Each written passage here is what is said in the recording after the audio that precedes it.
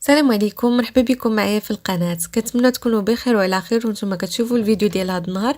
اليوم ان شاء الله كنقترح عليكم بريوات باللوز كيجيو معلكين ولذاذ بزاف، ما تشبعوش منهم، مع جميع الاسرار باش يجيوكم ناجحين من اول تجربه.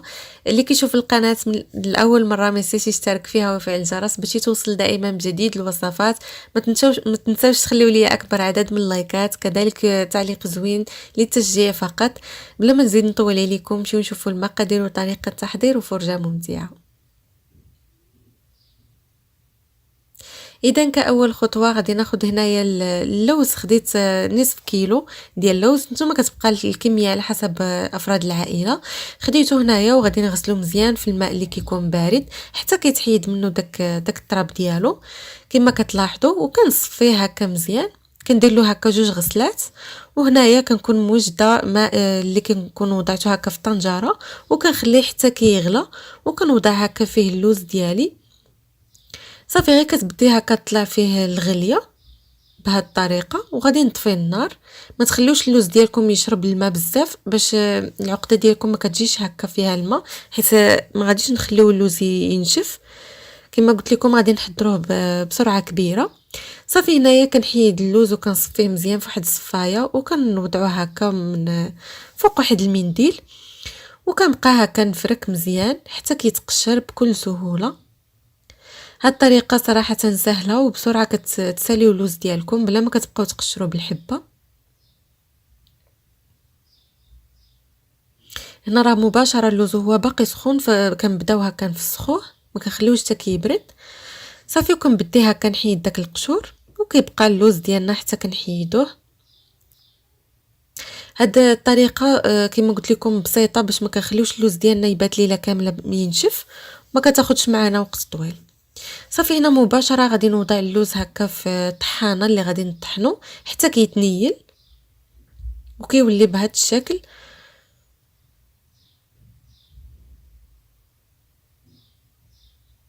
وغادي نكمل بنفس الطريقه حتى نطحن اللوز كامل.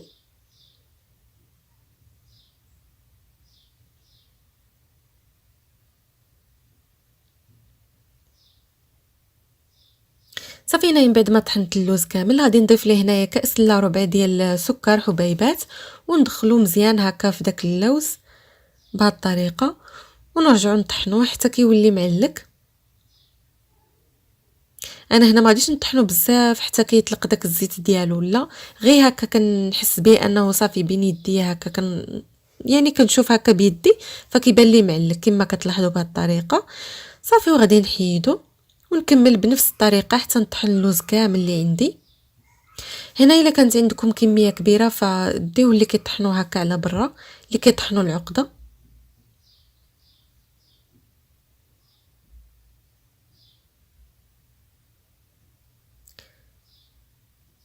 صافي نكمل بنفس الطريقه حتى نطحن اللوز كامل.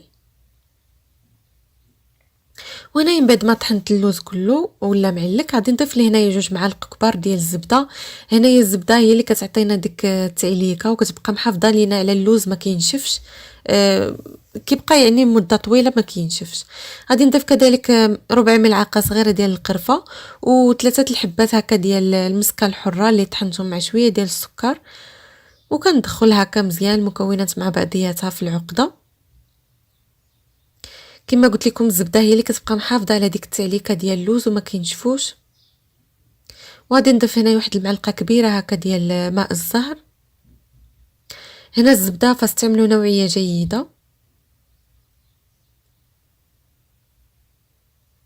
ولا ما كانتش متوفره فاستعملوا غير ديال البواطه فحتى هي ماشي مشكل. صافي هنايا العقده كما كتلاحظوا كتولي معلكه. هنا ما غاديش نحتاجها انها حتى تكون ملسه، فماشي مشكل، هادو غير بريوات. صافي كناخذ هنايا الورقه ديال البسطيله. انا كناخذ دائما ديك الجاهزه، وغادي نقطعها هكا للنصف، وغادي نقطع البريوات على حسب الحجم اللي بغيتو نتوما ديروه. انا درتهم هكا مبسطين شويه، ما صغرتهمش بزاف. فدائما حاولوا انكم تقطعوهم بخط اللي كيكون مقاد باش البريوات كيجيوكم مقادين ملي كتكونوا تطويوهم، يعني ما كيبقاوش يخرجوا لكم هكا معوجين. كنبقى هكا ناخذ القياس على التقطيعه الاولى اللي قطعنا باش كيجيونا كلهم متساويين.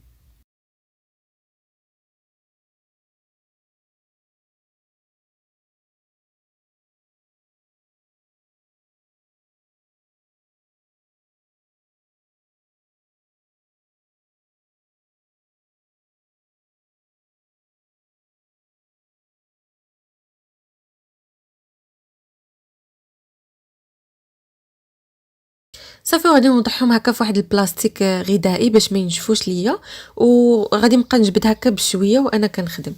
صافي هنايا خديت هكا الشرائط ديال اللي غادي نديرو فيهم البريوات، وكنقطعهم هكا على شكل مثلث في الاسفل باش كيجيو في الطويه ساهلين ما كيعذبوكمش. غادي ناخذ هنايا شويه ديال زيت نباتيه وندهنهم مزيان. هنا دائما الجهه اللي كتكون ملسه هي اللي تكون على برا، واللي كتكون هكا حرشه كنديروها من الداخل. صافي ناخذ العقده هكا ونحطها،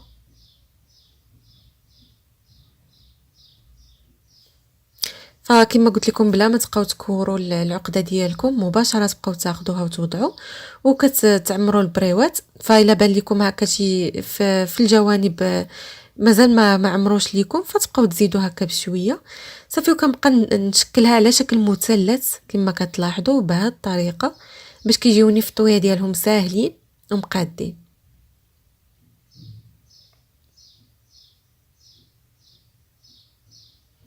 كما كتلاحظوا الا بان لي شي قنت هكا فيه الفراغ فكنضيف هكا العقده. بالنسبه للعبار ديال شحال الكميه ديال العقده اللي درت فصراحه ما عبرتش، بقيت غير كنعمرها كعيني ميزاني. صافي وكنبدي هكا نلوي وانا كنحاول انني نزير هكا شويه للجناب. صافي وكنسد، ولا حسيت هنا بشويه ديال الورقه زايده فكنقطعها بالمقص وكندير هكا شويه ديال بياض البيض. فحاولوا انكم تدهنوا دائما بياض البيض او صفار البيض بوحدو، فما تخلطوش البيض كله كامل. فرا سبق ليا وقلتها لكم في الفيديو السابق، حيت الا وضعتوا حبه كامله ديال البيض ودهنتوا بها فكتطلق لكم الكشكوشه ملي كتجيو تقليو وكتعذبكم صراحه ما كتبقاو تشوفوا والو ملي كتكونوا تقليو. وكاين كذلك اللي كيستعمل هكا الماء والدقيق فتا هو مزيان.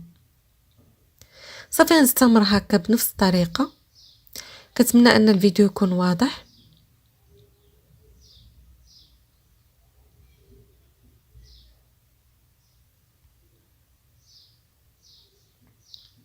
وكنسد هكا مزيان بالبيض.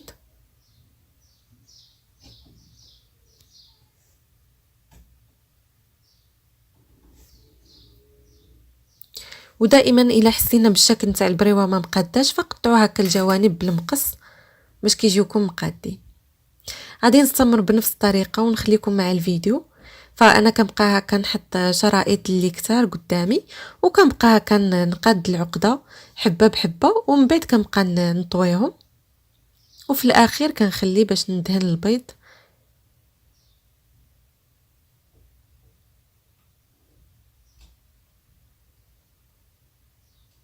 دائما الورقه الا كانت ناشفه فضروري انكم تدهنوها. وكنحيدوا هكا الزوائد وكندهنوا بالبيض وكنسدوا. وهنايا واحد السر ديال البريوات باش ما يتفتحوش لكم في القليان. كذلك يبقوا محافظين لكم على الشكل ديالهم. ضروري انكم ملي تصاوبوهم تبيتوهم وتخليهم حتى كينشفوا مزيان باش داك البيض كيتشمع وكيسد لينا البريوه. فملي كنجيو نوضعوها في الزيت ما كتفتحش. صافي من بعد ما ساليت البريوات ديالي كاملين هنايا الغد ليه، فكما كتلاحظوا البريوات نشفوا وشادين راسهم. فهنايا كنكون واضعه الزيت في واحد الطنجره. انا كنسبق ليا قليت فيهم لي سيجار. فمن بعد ما كتسخن الزيت كنبدا هكا نوضع البريوات.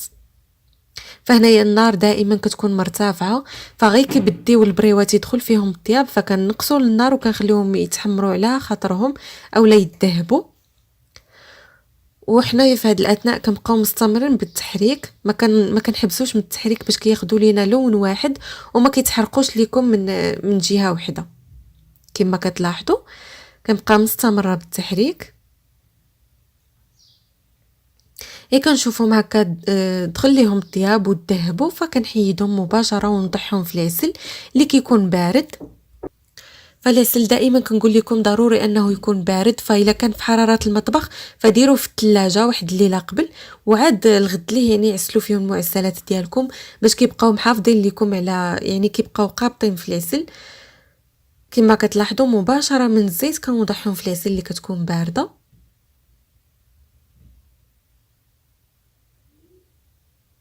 صافي وكنبقى هكا نهز العسل وكنبقى ندرقهم هكا بالعسل مزيان،